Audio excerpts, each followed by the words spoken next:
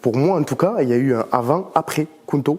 Et clairement, ça m'a énormément aidé au niveau du foot. Notamment, je peux courir maintenant 90 minutes sans m'arrêter. Un peu comme Marcelo. Salut à tous, je me présente, Ryan Jabelkir, j'ai 23 ans et je suis animateur radio. Mon rapport avec l'asthme, alors c'est que malheureusement je ne peux pas m'épanouir, on va dire sportivement parlant. J'aurais aimé faire du foot, mais à cause de ça, ça a été compliqué.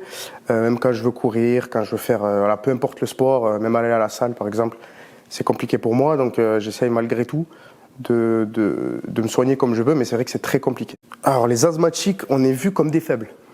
Voilà, on nous voit comme des gens qui ne peuvent pas courir un 100 mètres sans s'arrêter.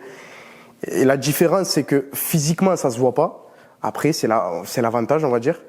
C'est uniquement quand on sort la ventoline qu'on nous remarque. Et ça a été surprenant déjà de voir que ce genre d'application n'ait pas existé avant. En plus de ça, en ce moment, il y a les JO qui vont arriver bientôt. On parle aussi beaucoup du handisport. C'est quelque chose qui se démocratise de plus en plus.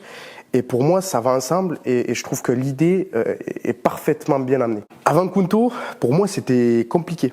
Je me limitais beaucoup au niveau du sport, que ce soit le foot, que ce soit la muscu. J'étais très très limité au niveau de ma respiration. Et c'est vrai que quand j'ai découvert cette application, ça m'a beaucoup aidé, au niveau respiratoire notamment, parce qu'il faut savoir qu'il propose des programmes et des exercices respiratoires et ça m'a énormément aidé. Aujourd'hui, quand je fais un match de foot, je le ressens, je suis beaucoup plus endurant d'un point de vue sportif et au niveau de mon quotidien aussi.